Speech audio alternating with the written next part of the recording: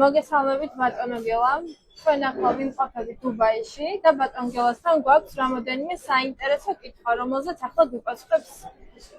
მოგესალმებით და აი ამ კითხვებს, რასაც დამისვამ, ყოველთვის რა კითხვას დამისვამ. თუ ახლა გიპასუხებთ, ვინაიდან გარწმუნებული ვარ, კითხვები იქნება სწორად ასმული. კი ბატონო. გისმენთ? ჩვენ გვაინტერესებს რამდენი წელია, რაც კავშირები გაქვთ დუბაიში და რატომ დუბაი? წარმოიდგინეთ დუბაისთან მაკავშირებს დაახლოებით 30 წლიანი ურთიერთობა. შეიძლება ითქვას, რომ პირველი ადამიანი ვიყავი დუბაიში რომ ჩამოვედი, როცა უკვე გავიგეთ დუბაის სახელი, იმის შემდეგ დუბაიში ჩამოვედი დაახლოებით 30 წლის უკან და დუბაიდან პირველი ბიზნესი გავაკეთე ზუსტად 26 წლის უკან. 26 წლის უკან შევიყვანე პირველად ავტომობილები საქართველოში. ყველაზე საინტერესო ფაქტი რა გახსენდებათ იმ პერიოდში, რაც გადაგხდეთ თავს? აი წარმოიდგინეთ, საქართველოს არის ჩემი ქვეყანა, სენაკი ჩემი სახლი, მაგრამ ამის შემდეგ თუ სადმე მინდა და სურვილი მაქვს რომ ბიზნესი ვაკეთო, ეს არის დუბაი. ვინაიდან დუბაის ძალიან მაგრად შევეჩვე, მოვერგე, ძალიან ბევრი ნაცნობები მყავს და დუბაიში ჩვენი ადამიანისთვის ბიზნესის კეთება მარტივია. როგორ ხდება? არასდროს ამერიკაში ბიზნესი არ გამიკეთებია და არც არასოდეს არ გავაკეთე. რატომ? იმიტომ რომ ამერიკა არის დუბაიში და ნებისმიერი ბიზნესი დუბაიში, ჩინეთიც დუბაიში, ევროპა, აზიაც და ამერიკაც არის დუბაიში. როგორ არის? აი ავიღოთ ახლა ჩემი სფერო, ავტოსფერო. წარმოიდგინე 30 წლის უკან ჩამოვედი, რაღაცა კუთხით დავიწყე ბიზნესი, მაგრამ მინდა მოსახლეობას უთხრა, რომ ყველა მიცოდეს დიდმა და პატარამ, რომ დუბაიში აქ ავტომობილი არასდროს არ იწარმოებოდა და არასდროს არ იწარმოება. აქ არის დუბაი, თოთოლე, მთელი დუბაი არის გაუმბაჟებელი ზონა, არის ავტოქარხნები, რომელიც ავტომობილს ამზადებენ და დუბაის გაუმბაჟებელ ზონიდან ყიდიან. სოფლიოში ყველაზე დიდი ზონა არის პირველი ამერიკაში, მეორე ბელგიაში და მეორე დუბაი და მისი გარემოცვა რა. იცის ახლა მთელმა საქართველომ, რომ დუბაი არ არის მარტო არის დუბაის კრუგში 7 საიმირო და ყველგან არის გაუმბაჟებელი ზონები გაკეთებული. საიდანაც მთელ სოფლიოში იყიდება როგორც ავტომობილი, ისე სხვადასხვა პროდუქტები. ვისაც უნდა მაგალითად ბიზნესის გაკეთება, დუბაიდან უნდა დაიწყოს. ვინაიდან როცა ძალიან დიდი ფული არ აქვს, იმ ფულით რაც ჩვენ გაქვს, დუბაიდან მარტივია ბიზნესის დაწყება. პირველი აუცილებელი არის ენა უნდა იცოდე. მე არ ვამბობ არაბული იცოდე. პირველი აუცილებელია რომ უნდა იცოდე ინგლისური, ან გვერდზე უნდა ყავდეს ადამიანი ინგლისურად მოლაპარაკე. მოდიხარ დუბაიში, მაგრამ უნდა იცოდე სად მოდიხარ, რა გინდა. დუბაიში არის ჩათვალე ყოველ თვე გამოფენები. აი თუ შენ გინდა პარფიუმერია, ხო? შედი საიტზე ნახე რომ პარფიუმერიის გამოფენა როდის არის და დაესწრები გამოფენას და იქ გაიცნობ თვითონ წარმოებლის. ეს არის ყველა სფეროში და შეგიძლია ბიზნესი $1,000-დანაც დაიწყო. მართალია პირველი დღე არავინ არ გენდობა, მაგრამ მე დობა იმდენად უნდა მოიპოვო, მე ეს მომცენ რაღაცა კონსიგნაცია. როგორც ხდება ხოლმე. თქვენი თვალით ნახეთ, ჩვენ როგორი ამდენი ნაცნობობა ყავს, როგორი ნაცნობობა. აი სადაც მივედით, ხედავთ თქვენ, სადაც ჩვენ მივედით, ყველგან როგორ მიგიზეს და როგორ გესაბმებია. ეს არის პირველ რიგში ნდობა და ნდობაზე უნდა აიგოს ბიზნესი სხვანაირად, მე ერთ წარმომიდგენია. რაც შეეხება ავტოსფეროს, უკვე 26 წელია საქართველოში აქედან ვაგზავნი ავტომობილებს და თან საუკეთესო ავტომობილი. საუკეთესო, რატომ? ქარხანაში მზადდება ავტომობილების სხვადასხვა ქვეყნისთვის. და შენ წარმოიდგინე, რომ აქ გაუმბაჟებელი ზონისთვის ყოველთვის არის საუკეთესო ავტომობილები გამოგზავნილი და ამდენი წლის განმავლობაში ვაგზავნი და თითქმის ერთი კაცი არ არის უკმაყოფილი. 1000-ობით ავტომობილია გაგზავნილი.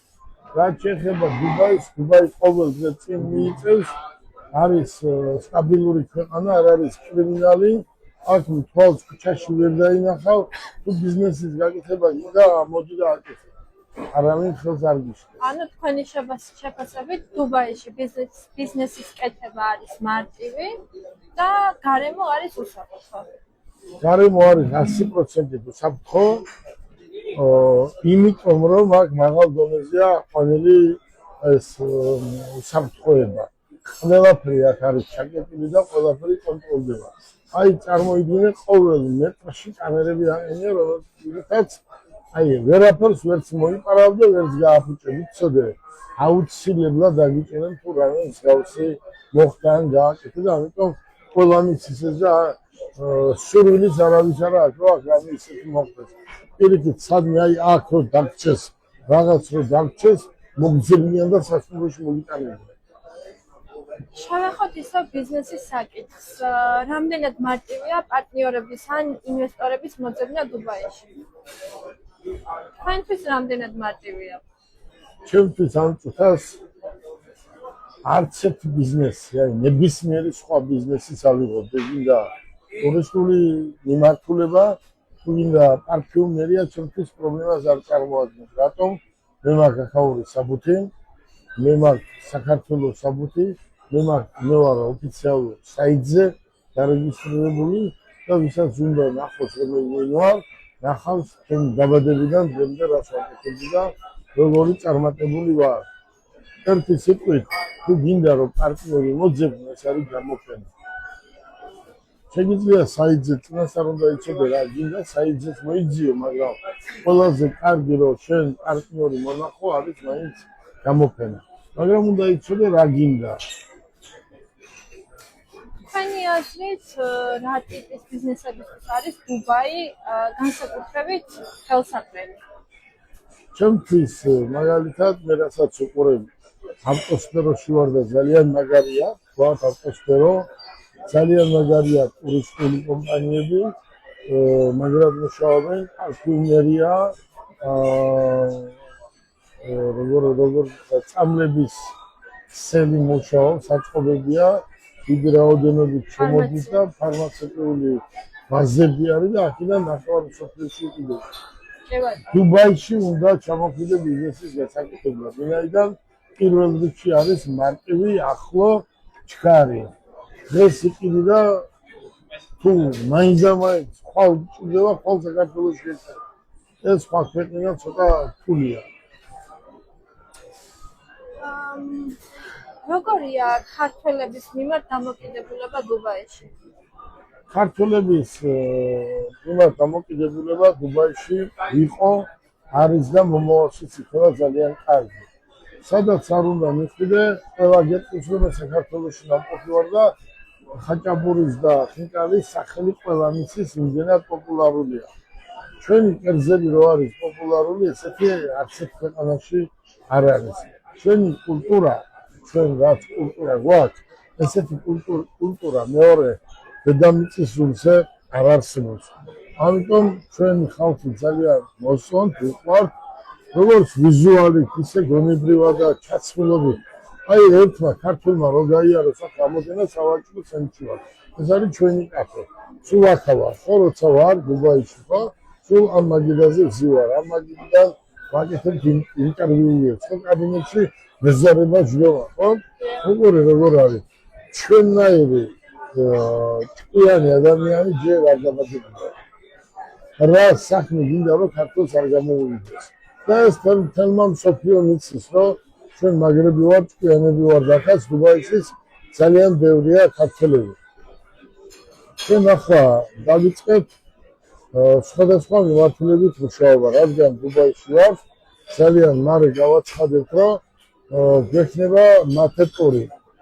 საქართველოდან შემოვიყვანთ ტურისტებს და დუბაიდანაც საქართველოში წავიყვან ტურისტებს და ამას დაახლოებით 15-20 დღეში გავაკეთებ. ჩვენ უკვე ამისთვის მოვიძიეთ რესურსები დუბაიში და ყველაზე დიდი რესურსი არის ადამიანი. ცოდნე, განათლებული ადამიანი და ერთმა გამოგვიგზავნა თავისი CV და თითქმის დანიშნულია თითქმის ძალიან კარგი ბიჭია, თბილისში უსწავლია, თბილისში დაუმთავრებია უმაღლესი სასწავლებელი, ლიცენზიები აღებული აქვს ტურისტული მიმართულებით და სავარაუდოდ ეგვიპტელია და ამ ბიჭს დავნიშნავთ ხელმძღვანელად. როგორ არის? დუბაიში არაბს იშვიათად შეხვდები. დუბაიში არაბი სახში ან ძინავს ან სადღაც ისვენებს. აქ ზოგადად მუშაობენ მუშახელი არის პირველი ინდოეთი, პაკისტანი, ავღანეთი, ირანი და ბანგლადეში და ასე შემდეგ. ეს არის ქვეყნები, საიდანაც ჩამოდიან და მუშაობენ. აქ 24 საათის განმავლობაში ადამიანი მუშაობს. სამუშაოდ ჩამოდიან და რეალურად მუშაობენ, ისე რომ რაღაც თავის თანხა გამოიმუშავა. აქ ყველაფერს თავისი წესია. წესი თუ იმუშავებ, ფულს იშოვებ. უწესოდ ფულს ვერსად ვერ იშოვებ. მე მაინტერესებს რა გამოწვევებს აწყდებიან ქართველები დუბაიში ცხოვრების პერიოდში. თუნდაც მუშაობის მხრივ. აი მე შემიძლია ხვალ საღამომდე დავასაქმო 1000-2000 ადამიანი. მარტო ერთ სავაჭრო ცენტრში, ამ სავაჭრო ცენტრში. გინდა დუბაი მოლში, გინდა სხვაგან, გინდა ბევრი გაცნობებია, მაგრამ ძალიან დიდი სურვილი მაქვს, რომ საქართველოში დავასაქმო. საქართველოში იმუშაო. თუ გოგო ბიჭები საქართველოდან წავიდა ჭკვიანები, მაშინ საქართველოში დარჩება ისეთი ადამიანები, რომლებიც ვერასდროს ვერ შექმნიან როგორ გითხრა, აი დღეს ხომ ხედავთ სხვადასხვა ეროვნება საქართველოში მოსული და ქართველები კიდე სხვა ქვეყანაში მიდიან სამუშაოდ. ეს ძალიან წყინს და ამას არ გავაკეთებ და ფიზიკურად ვერ გავაკეთებ, იმიტომ რომ ჩვენ ტრადიციული ხალხი ვართ და ვერასდროს ვერ მოვუწოდებ ქართველს და ჭკვიანს ახალგაზრდებს, რომ სხვაგან წავიდეს თქვა სამუშაოდ. პატრიოტი ადამიანი ამას ვერ გააკეთებს. აი ერთი რისი გაკეთება მინდა, აგერ არის საბუთები, რისი გაკეთებაც მინდა, აი აგერ არის უკვე საბუთები, აი ნებისმიერი უმაღლესი სასწავლებელი ბოსტონიდან დაწყებული, ჰავარდი დამთავრებული არის დუბაიში, ხო? მე შემიძლია სტუდენტებს შევუწყო ხელი, ეს იქნება, შევუწყო ხელს და პარალელურად, როგორც სწავლობდნენ იქნება, თქვა, ეგრევე დაიწყებენ მუშაობას. ეს აქ ძალიან კარგია. როგორც ვთქვით, თქვენ გულისხმობთ, რომ ქართულ სტუდენტებს დაეხმარებით, რომ დასაქმდნენ დუბაიში. არა, როგორ არის? ქართველი სტუდენტი უნდა ჩამოვიდეს, ჩააბაროს, ყველანაირად დავეხმარები. მე ხო არ ვარ ის კაცი, რომ ფულის გამო დავეხმარები. არა, სტუდენტებს როგორც დღეს ვეხმარებით საქართველოში, ისე ვეტყვით, როგორ ჯობია, ხო? და უხსნით და მივიყვანთ იქამდე, რომ აი აქ უკეთესია. რა გინდა ამერიკაში როცა აგერგას. თუ განათლების მიღება გინდა, აქაც შეიძლება, ხო? როგორ არის? როცა შენ ჩააბარებ და სწავლობდი იქნება, პარალელურად უნდა იმუშაო, რომ შენი თავი შეინახო. ყოველთვის მამა ფული გამომიგზავნე და დედა ეხავს, ხო? ადრე და იმუშავე და პრობლემა არ გიქნება. დუბაი ძალიან კარგია, ძალიან დიდია, ყველას ღებულობენ და იმუშავენ. მაგრამ ის რომ ახლა მე საქართველოდან ჩამოვიყვანო ვინმე და აქ ვამუშაო, ჩემთვის მიუღებელია როგორც ქართველისთვის, იმიტომ რომ მინდა საქართველოში იყვნენ და საქართველოში იმუშაონ და საქართველოში ეცადოთ, რომ ახალგაზრდებს შევუწყოთ ხელი.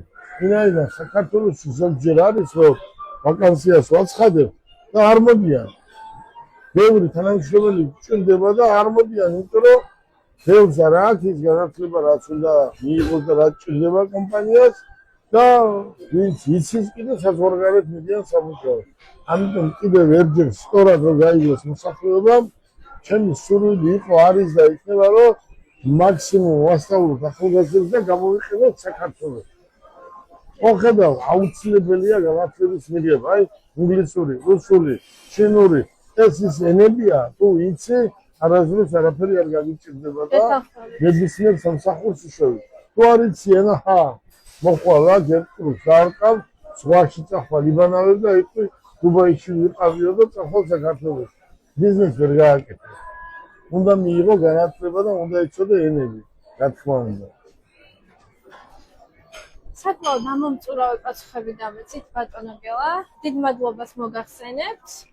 ნახვამდის შეხვედრამდე. დიდი მადლობა მინდა გადაგიხადო, მინი მოყრე როგორ არის, შენ ახალგაზრდა ხარ, საკმაოდ ნიჭიერი ხარ, საკმაოდ განათლებული ხარ და შენი თვალით ხო ხედავ. თუ არა გაქვს განათლება მიღებული, აქ სამსახურს ვერ იშოვ. თქვა, ფაქტი არა, ვერსად ვერ იშოვ სამსახურს. ამიტომ განათლებული ადამიანები ჩვენ გვჭირდება საქართველოში. და ეს განათლება იმიტომ უნდა მივაღებიოთ ახალგაზრდებს, რომ საქართველოში დავასახლოთ და საქართველოში იყვნენ თავიანთ ოჯახებში დასაქმებული. ეს ჩვენთვის ძალიან კარგია და მაგალითია ეს ერთ-ერთი და ახლა ყველა თუ წავიდა საქართველოდან მე მართლა ვიზარწეს და საქართველო, ხო? ამიტომ მინდა მოუწოდო ახალგაზრდებს განათლების მიღებისკენ, განათლებაზე უკეთესი არაფერი არ არის. მე ყველა ჩემს გამოსვლაზე ვამბობ, რომ სინდის, ნამოსი, პატიოსნება და ღირსება არის შენი ზურგი. თუ ეს არ აგაქვს და თუ მოიწვიე დუბაიში კი არა, სადაც არ უნდა იყოს. თუ მამა მოატყუე ერჯერ, დედა მოატყუე, მერე ხო იცი არ გემდობა. აქედან გამომდინარე, რომ გემდოს ადამიანი ბიზნესში არის რა.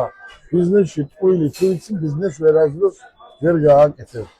ჩვენ ყველაფერს ვაკეთებთ, რომ ავტომობილები ჩავიყვანოთ საქართველოში, აქ გავხსნა ტურისტული კომპანია და ტურისტები ჩამოვიყვანოთ. დიდი მადლობა დღევანდელი დღისთვის. მადლობა თქვენ. ბედნიერად.